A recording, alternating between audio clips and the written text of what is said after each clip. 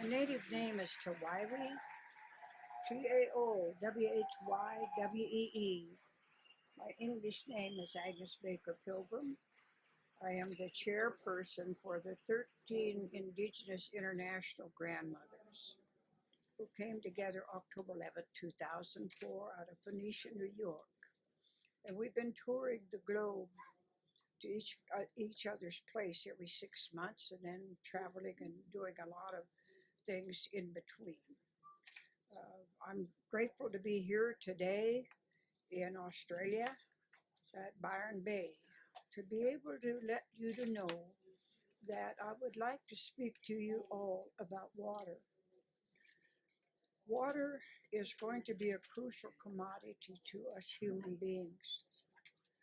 I'd like to tell you that every human being is a water baby. Each of us is born in water in the amniotic sac in our mother's stomach. And even before we came out, we joined a big ball of water. So I'd like to tell you that water is all humans' first medicine. But we have become so ungrateful that we don't thank the water for our life.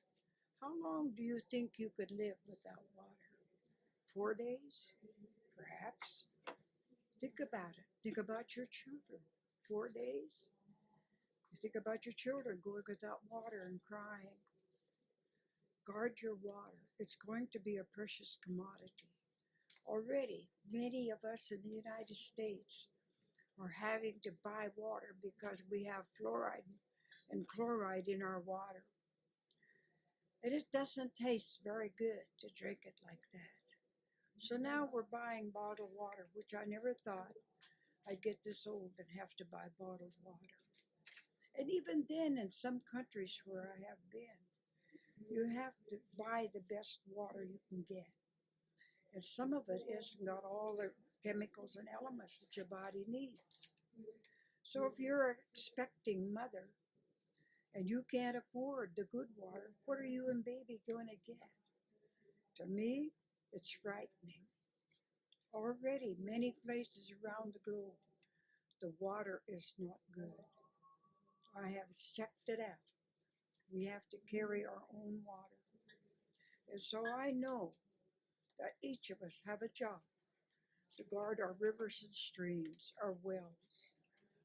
Be very careful if you live along the riverbank to stop the garbage from going in the water because there's life in that water. I'm very concerned what is happening globally. In our oceans, there's islands of plastic over a mile deep, bigger than the state of Texas. That's huge. And disintegrating and killing wildlife. When do we stop as human beings stopping the pollution? It's got to stop. The plastic and putting stuff in our water, it's got to stop. The fracking that they're doing in different states, the uranium mining, that they pray to God it won't spread out. And they're doing this in some places in the Dakotas, Canadian company. And I said, that's windy country over there. How can they contain that? It's deadly, that uranium. The fracking that they're doing to get the gas and stuff out of the earth, it's going to contaminate water. Are you concerned about your children and your children's children where this is happening? Picking the top off of mountains for coal and leaving it. And then the rains come and rains washes down the sides of the mountain of those contaminants.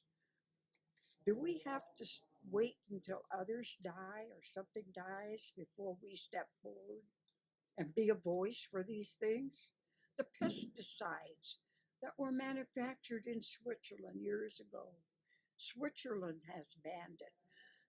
The tetracide, the 2,4-D that comes to our state that I am fighting now, that is all being sprayed all along in the mountains, close to people's wells and creeks. And I also sent word out there. Do we have to wait till some human dies or something dies before we step forward and be a voice to stop these things? You know, I'm trying to bring the condors home to Oregon that disappeared when I was a little girl. We called them the Thunderbird. In order to bring them home, I'm fighting to get the lead out of bullets. So if you live close around in Oregon, join me, help me to stop this stuff so that we can bring the big birds to fly the blue skies of Oregon again. Because it's important. They are part of the balance.